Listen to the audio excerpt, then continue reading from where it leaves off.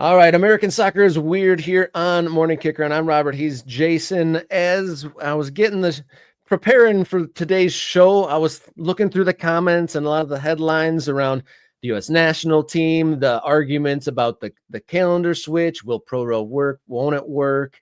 Small stadiums, big stadiums, a lot of arguing and whatnot. But I was just wanted to take a segment just to appreciate what a actually great moment we're at in American soccer right now. Like between the attendances at the major league soccer stadiums, places like Nashville packing tens of thousands of people that we are almost taking for granted now that there's these Oh, places. And then even oh, the small, like 2 weeks ago, I went to a UPSL team where they had 1,200, and we see towns large and small across the country getting great attendances. There's, so many stadium plans and new teams in the works that it's hard to keep track of. Like I do if you just think pause the noise, it's a pretty great moment here.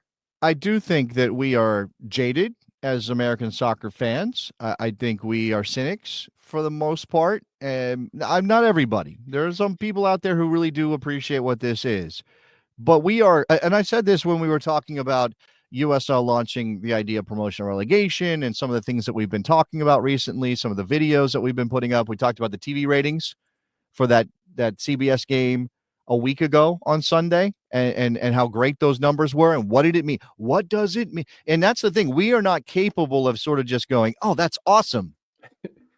We have to go, "That's awesome, but," or "That's awesome, and it shows X, and it means this, and that shows USL is going to take down MLS," or whatever it is. And look, even though I don't love that part of American soccer fan culture, and I said as much last week during our discussions about this. I said I don't like that it's always pitting we're always pitting ourselves against each other. It's not just about like soccer against American football or soccer against this or soccer against that. It's always us against us. We cannibalize each other. We take each other down. We tear each other down to the detriment of the game in the United States. And maybe it's too much to ask everybody to be kumbaya. Put your arm around your friend's shoulder and be like, yeah, you like MLS and I like USL, but we can still be friends. You know what? You got chocolate in my peanut butter. Oh, you got peanut butter in my chocolate. Like whatever trope you want to use for that. I know that's probably too much. Probably can't ask people to be happy-go-lucky about it. But every now and then, it's good. I'm glad you brought this up. This was your idea. It's good to stop and look at this and go, well, damn it, man. If you asked me 20 years ago if it would be like this, I don't know that I could have imagined it.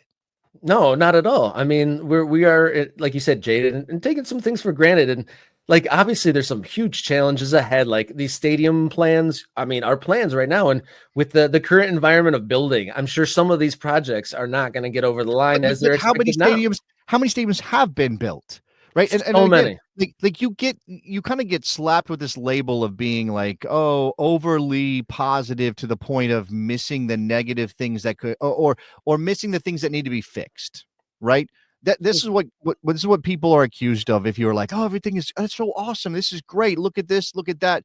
Oh, but you're not pointing out that US soccer is corrupt and is holding the game back. You're not pointing out that MLS is only about billionaires making money. You're not pointing out, whatever it is, whatever negative read you want to have on the state of soccer in whatever particular area. If you don't point these things out, you get labeled as naive. But there absolutely is room for us to look at this and go, wait a second, this is remarkable considering how much work it took to get here. You pointed out 1,200 people going to a UPSL game.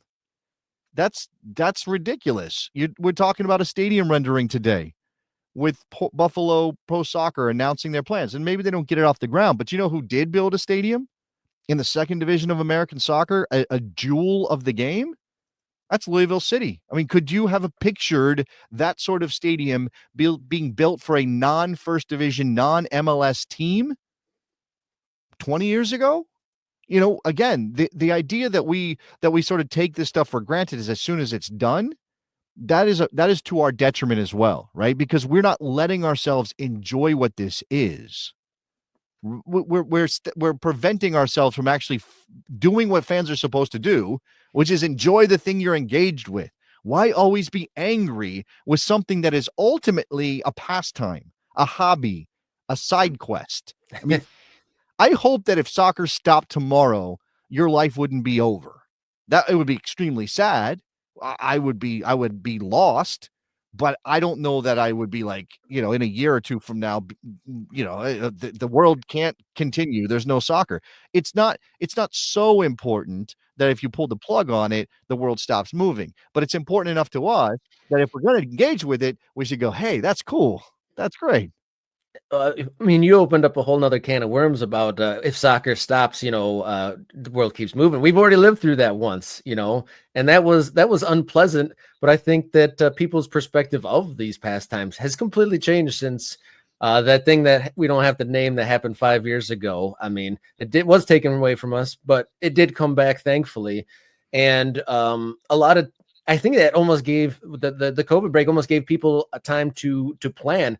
I've talked to many like Midwest Premier League teams and USL2 leaders and owners that that year off gave them a whole year to plot and plan, and a lot of things. I know Lansing Common is amongst the many that plot and plan their team during that break. And it is good to just pause and just appreciate. I was trying to think of I just thought of from the bottom of the pyramid to the top. Places like Tennessee has multiple professional soccer teams. Yeah. I mean, and when you started your radio career like 10 years ago, would that have been a laughable statement if you're like, Absolutely. hey, I think there could be Absolutely. MLS in Nashville. I mean, and I think there could be alternative lower league teams in other cities. I think That'd be that wild. it was always possible to conceive in sort of that dreamy kind of way that there might be a team in Nashville one day, that it might even be an MLS team. I mean, obviously MLS really started to engage with its expansion era around 2000. So 2007 was TFC. I believe RSL was right in that same window. 2009 was the Seattle Sounders. Then we got really moving, right? The Pacific Northwest fills up, and then Philadelphia comes in 2010. I think Philly people can correct me, right? We started to move, but it wasn't. It still never felt like, well, we're gonna have 30,000 seat stadiums in places like Nashville, right? And again, if you engage in the details of how that happened and what it took to get it built and who was trying to maybe get one over on whom, and the local business of it, which is always kind of messy and yucky, you could be easily become a cynic about, hey, we shouldn't even have these stadiums. What are you talking about? Why are you taking public money to pay for some billionaire's plaything? And I get all that. I get that that's a reasonable thing. But again, if you just care about the soccer, if you don't want to engage with that part of it, don't take it for granted. Be excited that it's happening. Love the fact that we have, what are those numbers? Again, if we've got 25,000 going out to watch a game in Nashville, we got 62,000 people showing up to Soldier Field. Yeah, because Lionel Messi's in town. I get it. But it's still 62,000 people who chose to go to a soccer game in America, right? And then you add that to the numbers in Atlanta, or the numbers, millions of people are engaging with this game on a weekly basis, like millions upon millions of people.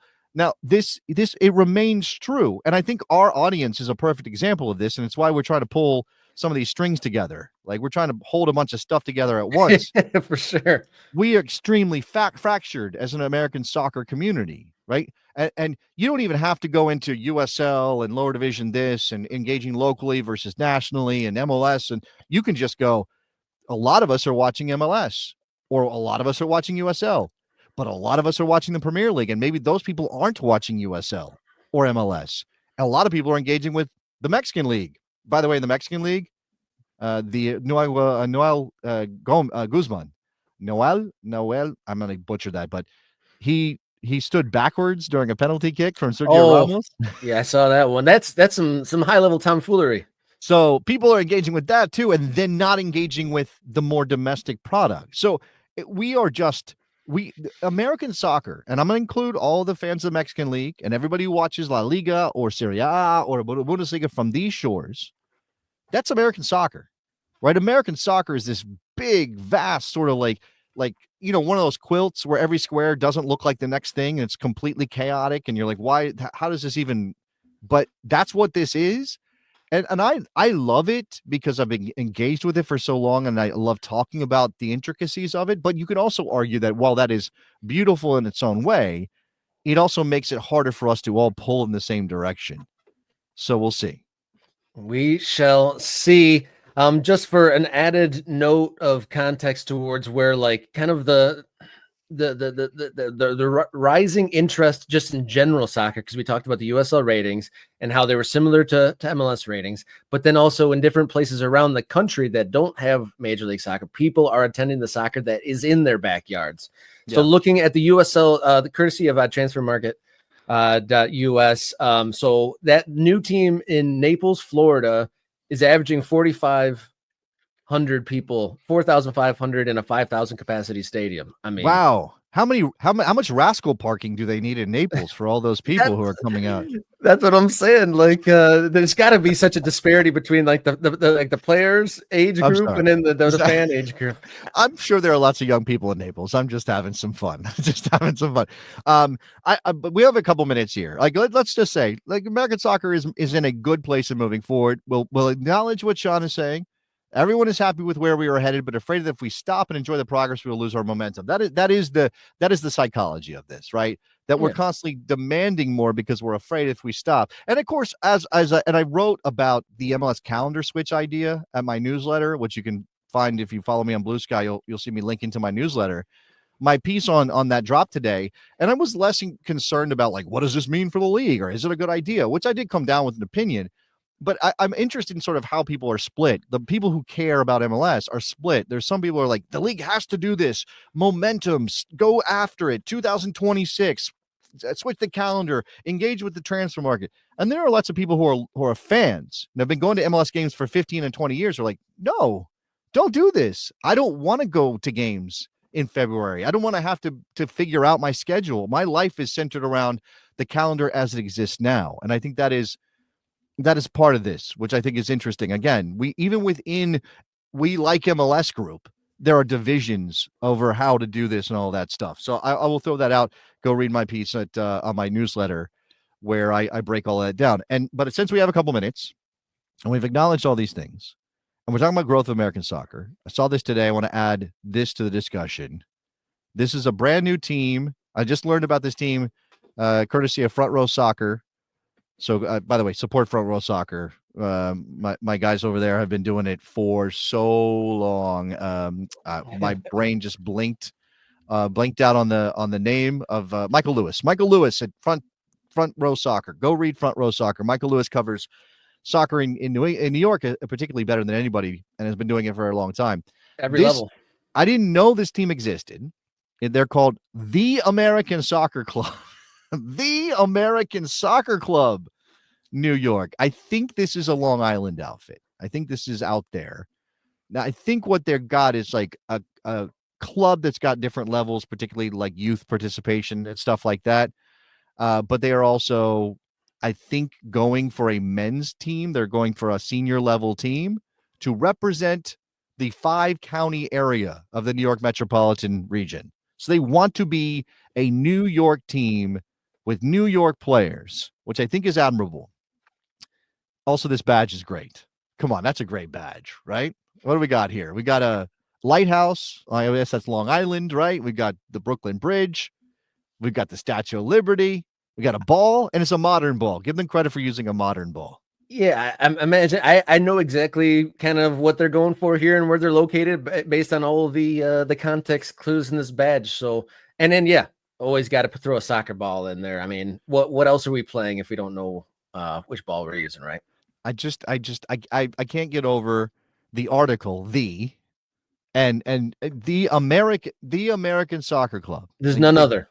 There is no other. They are the American Soccer Club. They sound like a team that could sponsor an American-based, soccer show. I mean, to be the American Soccer Show, to be sponsored by the American Soccer Club has kind of a fun jingle too. It could be a thing. Could absolutely be a thing. I got to. Let's round out with a couple of questions from the chat. Maybe Rob, you want to throw a couple of things? Well, I was going to say, you referenced the season ticket holder not being happy with the calendar change. There was quite the back and forth between the calendar change, like toughen up, wear a jacket in the winter time, compared to this is the end of my tradition of going to Major League Soccer games. Like, where's the middle there? Are those positions actually that extreme? Is it just, prepare for the winter and it'll be fine?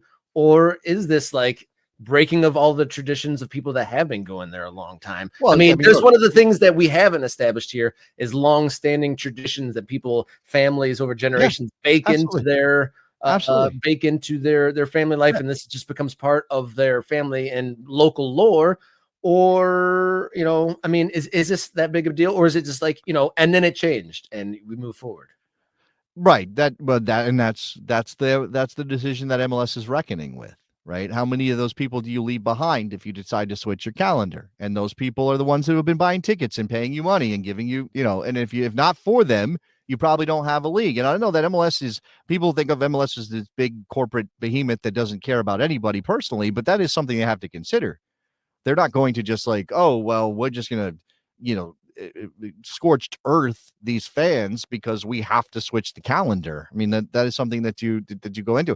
And I do think there's something to be said, because you go back, it's almost 100 years, probably more than that, right? That American soccer has been following this calendar in whatever form it's taken. Whether we're talking about the ASL of the 20s and the 30s and the soccer wars that erupted in the Northeast, or we're talking about NASL in the 60s, 70s, and 80s. Those leagues always played through the summer. They always did.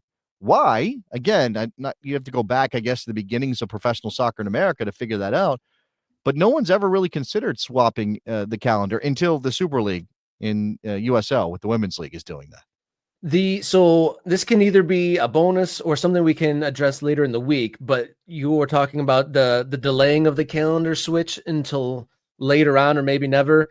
Is if it would have happened in 2026, that would have allowed a gap in the calendar pre-World Cup in 2026, and I think that it could have allowed us to have a unique, one of a kind, weird American soccer tournament, like a one-off spectacular. We And talked about this. Yeah. I think maybe it'll be a Wednesday thing, but trying to think of the most over top one-off tournament things we could do for just like Yeah. Evil Knievel jumps over the goals during celebrations and whatnot, something like that. But that would be kind of fun.